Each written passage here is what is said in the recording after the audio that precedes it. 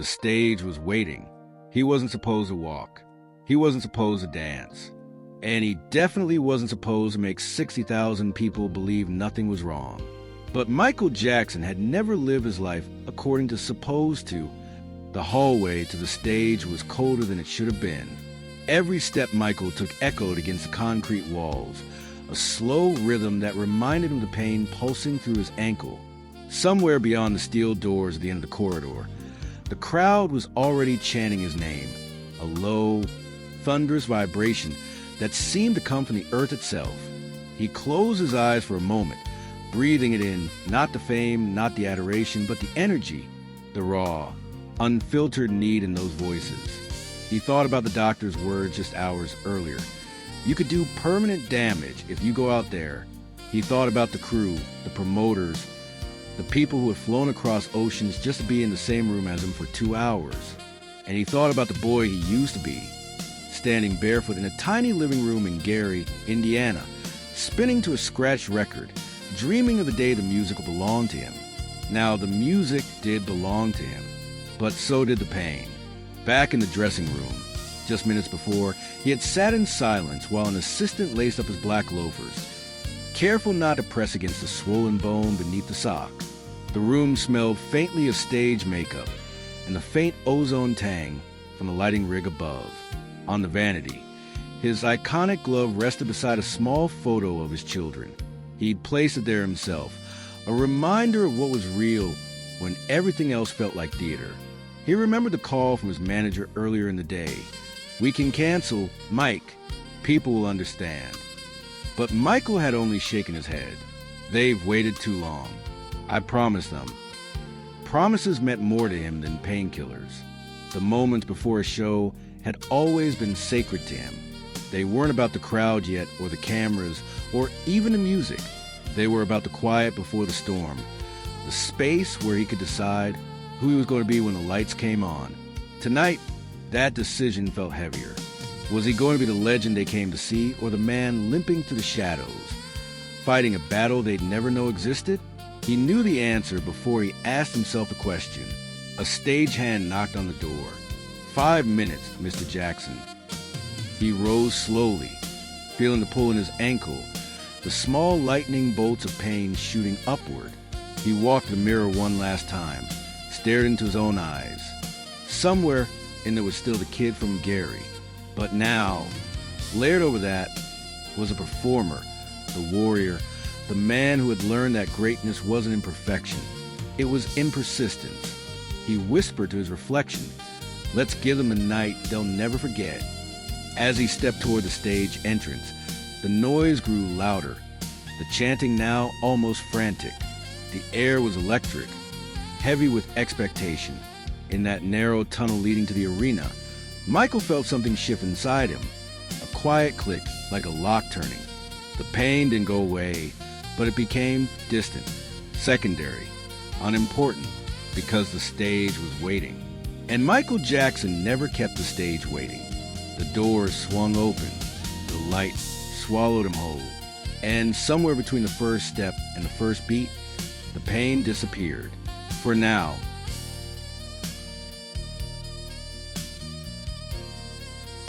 The weight behind the glove. They thought the glove was magic. He knew it was armor, and tonight he would need every piece of it. Backstage, the arena's roar felt alive, a giant heartbeat pounding through the concrete. Michael stood before the mirror, his right hand open, the famous glove lying on the vanity in front of him. Under the dim light, the rhinestone caught the glow and fractured it into 1,000 sparks. To the world, the glove was a symbol. To Michael, it was protection, a place to pour the pain so the music could stay untouched. His ankle ached with every heartbeat, wrapped tight in tape that dug into his skin. The doctor's warning from earlier still echoed. No jumps, no spins. You could make it worse. But Michael knew the set list didn't care, and neither did the 60,000 people waiting outside. They hadn't come for a man protecting an injury. They had come for a performance, a memory that would live in their hearts long after the night.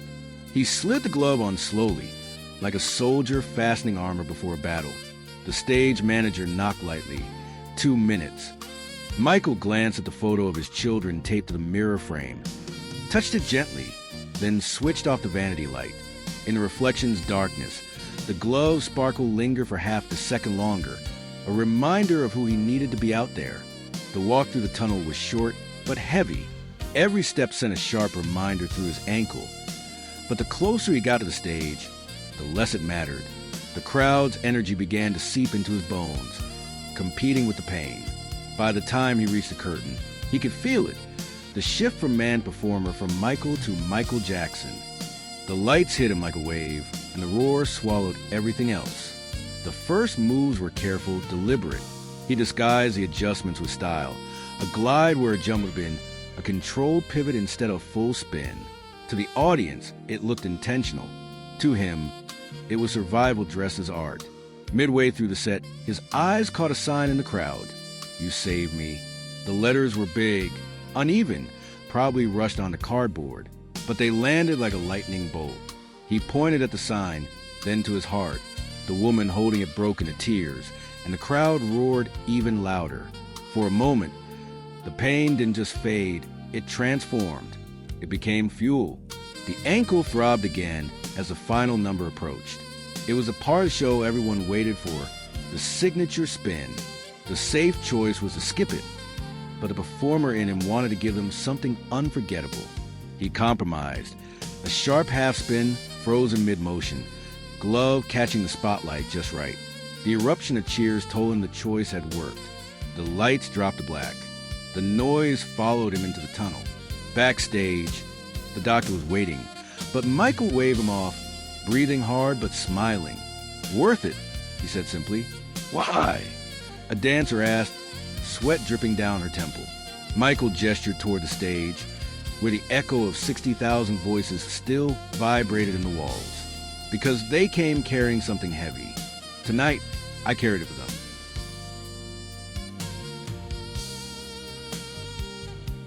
The promise he made to the dark. Before the lights came on, he made a deal with the dark. It would hide his pain if he gave it everything else. The arena had emptied hours ago, but the stage was still warm under the lights that hadn't been turned off yet. The sound crew was packing cables, the last few fans' voices fading into the city night beyond the doors. Michael sat alone on the edge of the stage, his legs dangling over the side. The black loafers he just danced in now resting loosely on his feet. His ankle was wrapped tighter than before, a dull throb pulsing with each heartbeat.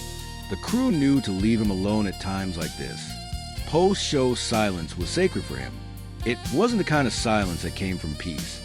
It was the kind that comes after a storm, when the wind drops but the air still vibrates with what just happened. He sat there, replaying the night. Every move, every note, every mistake only he noticed, every adjustment he made so the audience would never see the limits of his body. Somewhere deep in the empty seats, a maintenance light flickered. It made the shadows dance across the rows like ghostly spectators who refused to leave. Michael smiled faintly. He had learned over the years that the darkness was as much a part of the show as the lights. Without it, there was no reveal. Without it, there was no magic. And tonight, that darkness had protected him.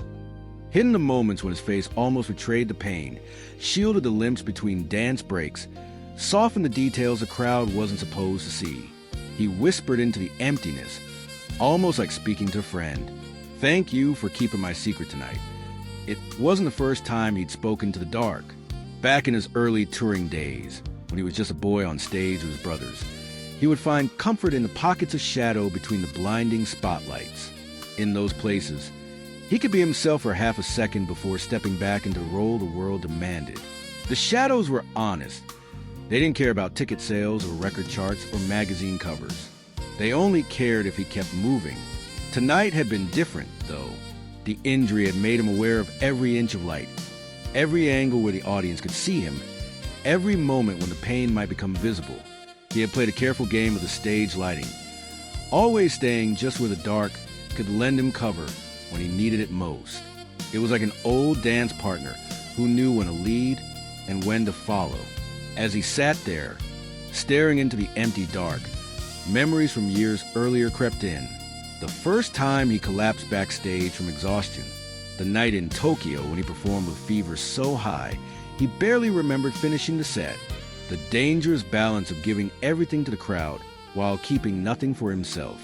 That balance was his life's tightrope, and the dark had always been his safety net. He reached down and unfastened the glove, placing it gently on the stage beside him. Without it, his hand looked smaller, almost fragile.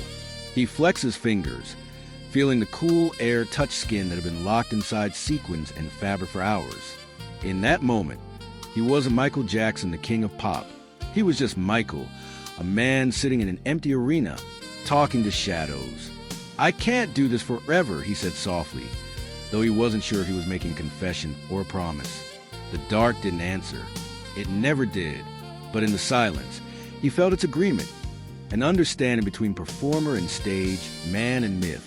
From somewhere in the tunnels beneath the arena, the faint echo of laughter reached him. Crew members finishing their work, ready to go home.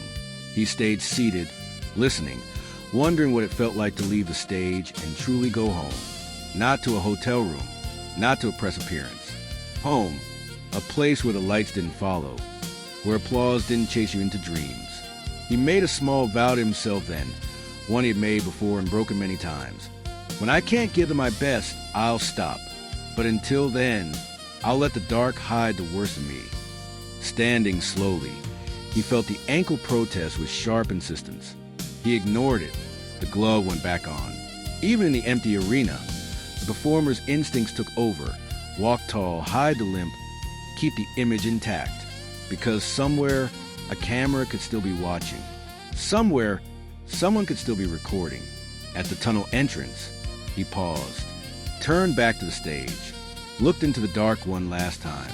"Same time tomorrow," he murmured, like making an appointment.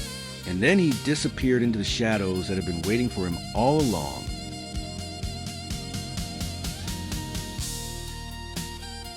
When the music took the pain was still there. Then the music started, and for 2 hours, it disappeared like it had never existed. Morning light crept through the thin hotel curtains, pulling Michael from a restless sleep. The ankle throbbed before he even sat up, a reminder that the previous night's performance hadn't been a dream. His body was telling him to rest. His calendar was telling him otherwise. There was another show tonight. He swung his legs over the edge of the bed, the plush carpet muffling the sound of his feet touching the floor. The hotel suite was quiet except for the faint hum of the minibar fridge. On the table by the window, a glass of water sat untouched from the night before, condensation pooling beneath it like a clock frozen in the middle of its tick. He picked up his phone and saw the messages. Crew updates, press reminders, a short note from his children. It made him smile, then ache. The tour was a world away from them. The day moved in a haze of stretching exercises, consultations with the doctor, and the silent hours he spent alone with his thoughts. The pain never fully left, not even when the ice numbed it. It hovered there, a constant presence, like a shadow that didn't care about the sun. By late afternoon, the venue loomed in front of the tinted car windows. Another arena, another sea of faces waiting to be lit by the stage. As the car pulled into the underground entrance, Michael closed his eyes and began to hum. Just a few notes at first, low and quiet. The melody found him the way old friends do. Familiar, forgiving. It was Billie Jean, but slower, softer. The sound was medicine, and it worked in ways no pill could. Backstage was the usual controlled chaos. Technicians adjusted lights. Dancers ran through warm-ups. Costumes hung in neat rows like soldiers waiting for orders. Michael moved through it quietly, nodding to the crew, taking in every detail. He had learned that you don't walk into a stage cold. You let it introduce itself to you first. Feel the boards under your feet. Learn where they creak. Learn where they sing. When the band began to sound check, he stood off to the side, eyes closed, letting the bass line roll through him.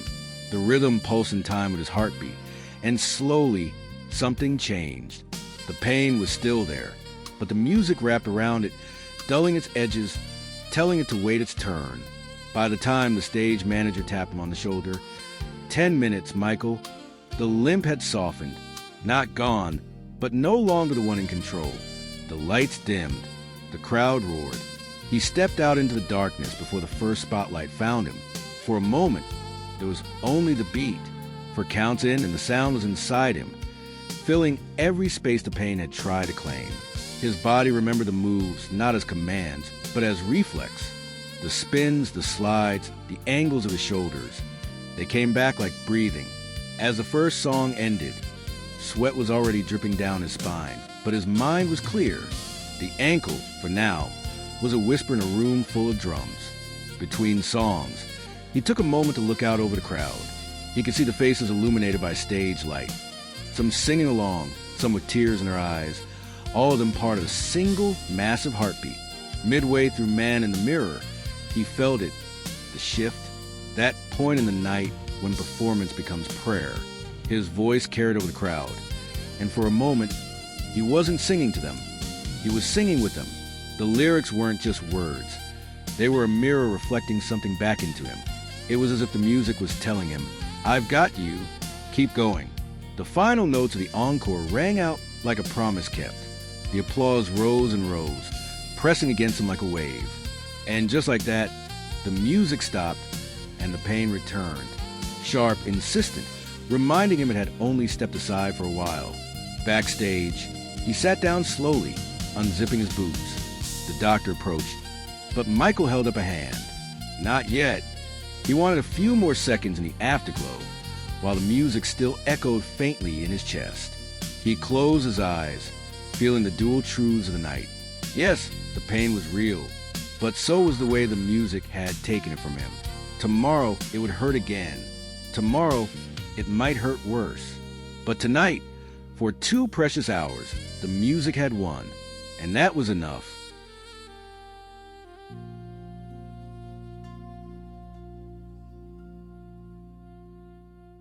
The stage he couldn't leave behind. He told himself, one day I'll stop, but the stage had other plans. And so did his heart. It was 3 days into a rare break in the tour when Michael found himself wandering through an empty theater in a small European city.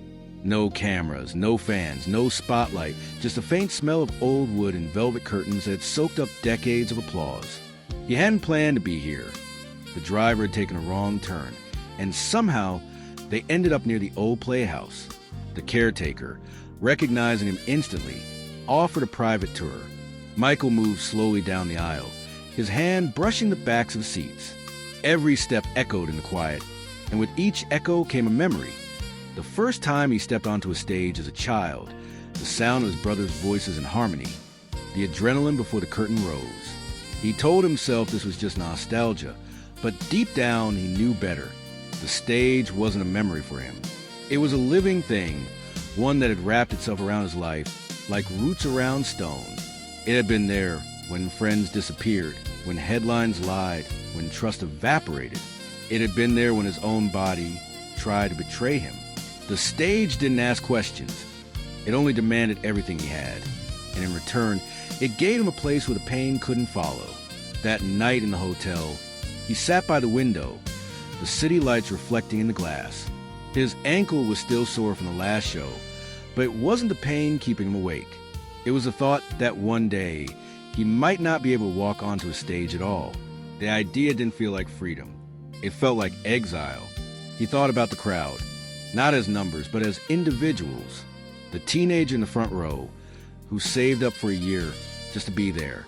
The father who brought his daughter because it was their thing. The woman holding a sign that read, "Your music kept me alive." These people didn't just watch the show. They carried pieces of home, the way you carry the smell of rain long after a storm has passed.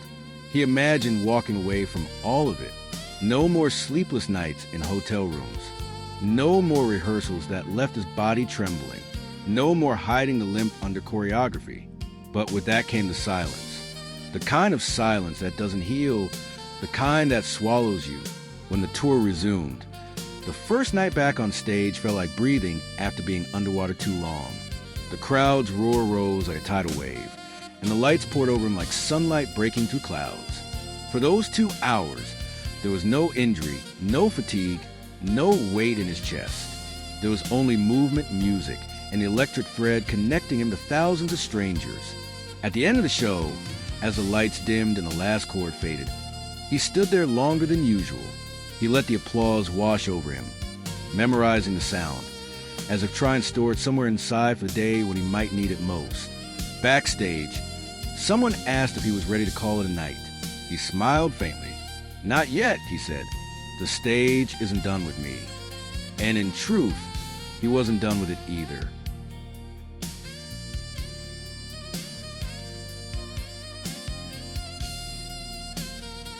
The night the crowd saved him, he had walked on stage to save them. But that night, they were the ones who saved him. It had been a brutal week. 3 shows in 4 nights, each one pushing his body further than it wanted to go. His ankle was swollen again, the old ache now joined by a sharp twinge in his knee from compensating for the limp. Backstage before the performance, the dressing room felt heavier than usual, as if the walls were leaning in. His team spoke in hushed voices, glancing at him between tasks. They all knew he wasn't himself tonight. Michael sat in front of the mirror, the glove resting in his lap. He hadn't put it on yet. He stared at his reflection. Not the sequin jacket, not the perfect hair, not the man the world was waiting to see. Just Michael, tired, human, questioning if he had anything left to give. The stage manager knocked softly. 5 minutes. He nodded but didn't move. His mind drifted to the crowd outside. How many of them had been waiting months for this night? How many had saved money? They didn't have just to be here. He knew the answer. Enough to fill the arena to the rafters. Enough to make canceling unthinkable. The first few steps down the tunnel felt heavier than usual. Each stride brought him closer to the lights, but also closer to the risk of failing in front of thousands. He could already hear the roar, but tonight it felt distant, like a radio in another room. Then the curtain lifted. The wave of sound hit him like a shock. Faces blurred into a single living ocean of movement and noise. He stepped forward, and something happened. The noise didn't just surround him. It reached inside him, took hold of fatigue, and began to burn it away. The first notes of "Wanna Be Starting Something" hit, and the crowd erupted. He started small, testing his body. A slide here, a turn there. The pain was still there, but the cheers seemed to fill the spaces between each pulse of discomfort. It was as if every scream, every clap, was rewiring his body in real time. By the third song, something shifted. He wasn't thinking about the injury anymore. His movements became sharper, his voice stronger. He made eye contact with the fans in the front row. Teenagers clutching handmade signs. Grown men singing every lyric. Mothers holding their kids on their shoulders. They weren't just watching him, they were with him. Midway through human nature, he paused to let the audience sing a chorus. What happened next caught him off guard. The entire arena, tens of thousands of voices, sang back to him in perfect unison, a wave of sound so pure it silenced the noise in his own head. He stood there listening, and for the first time in weeks, the constant self-criticism, the doubts, the exhaustion, all of it faded. He wasn't carrying them tonight. They were carrying him. In that moment, he realized something important. He didn't always have to be the savior. Sometimes, the gift was letting others lift you when you couldn't lift yourself. The encore came, and with it, the spin he'd been avoiding all week. Normally, he calculated every move to protect the ankle, but tonight, he didn't think. The music surged, the crowd roared, and he spun. Not once, but twice, landing in a freeze so sharp the arena exploded. When the lights dropped, the noise didn't stop. They kept chanting his name, over and over, refusing to let the moment end. Backstage, he leaned against a wall, drenched in sweat, heart pounding. One of the dancers passed him a towel. "You were on fire tonight," she said. Michael shook his head slowly. No, they were. That night, alone in his hotel room, he thought about what had happened. He'd gone out there ready to push himself through another performance, to pour the last drops of energy he had left into the show. But instead, the crowd had filled him back up. Their voices had reminded him why he still did this, why he still walked onto that stage night after night despite the pain. For once, it wasn't about being untouchable or perfect or legendary. It was about being human, and realizing that even a man the world saw as larger than life could be lifted by the hands of strangers. And that night, Michael Jackson let himself be carried.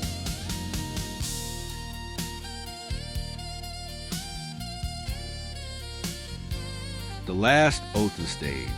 Every stage had given him life. But this one demanded a promise. It was the final night of the tour, and the air backstage was thick with the bittersweet electricity of endings. The crew moved like clockwork, packing equipment in quiet intervals between bursts of laughter and photographs. Michael, however, sat apart in the corner, head bowed, hands clasped as if in prayer. The arena outside was a living creature, restless, expectant, calling his name before he had even stepped into the light. He could hear them through the walls, a steady hum that rose and fell like the tide. He knew this sound. He had lived for it. But tonight, it felt different. A promise had to be made. He thought back to the beginning. The small stages, the church halls, the television spots where a boy in a too-big suit first learned to move with the music. Back then, he didn't understand the weight of it. Fame had been a faraway glow. Now he understood. Every show was a contract, not written on paper, but etched in the hearts of those who came to see him. A contract that said, "I will give you everything I have, no matter what it costs me." The stage manager's voice snapped him back. "It's time." Michael stood, rolling his shoulders, feeling the old stiffness in his back. He slid on the gloves slowly, like a knight fastening the last piece of armor. In the mirror, his eyes caught his own. They didn't look tired tonight. They looked ready. As he walked the tunnel to the stage, the noise grew. The crowd's chant was a wall of sound, vibrating to the concrete, shaking the floor beneath his feet. When the curtain lifted, he was no longer walking. He was gliding. The first beat dropped, and the world shrank to that one spot under the lights. Every ache, every doubt, every shadow dissolved in glow. Tonight, he wasn't holding back. He leapt higher, spun faster, sang with force that felt like it came from somewhere beyond his lungs. Every lyric was a confession, every move a declaration. He poured years of triumph and heartbreak into the air until it was heavy with something you couldn't name but could feel deep in your chest. Midway through the set, the music stopped. The crowd kept screaming, unsure if it was over. Michael stepped to the microphone, breathing hard. "You've given me everything," he said, voice breaking just enough for them to hear the truth in it. "And I promise you, as long as I can stand on a stage, I will never stop giving it back." The roar that followed wasn't just applause. It was an oath returned, a silent agreement between artist and audience. The final song began, not with the usual fireworks or choreography, but with him alone at center stage, bathed in a single beam of white light. His voice was raw, unguarded, carrying the weight of a man who had given and given, yet still found something left to offer.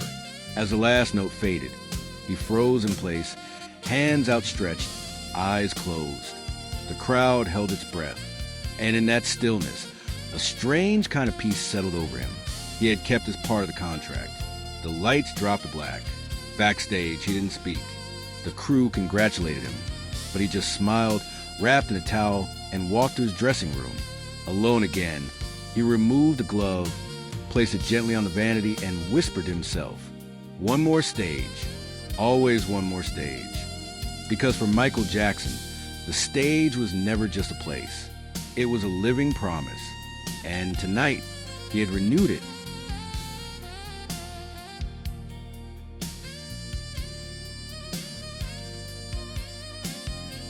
When the lights finally faded, the stage had always been his heartbeat. But even a heartbeat eventually slows.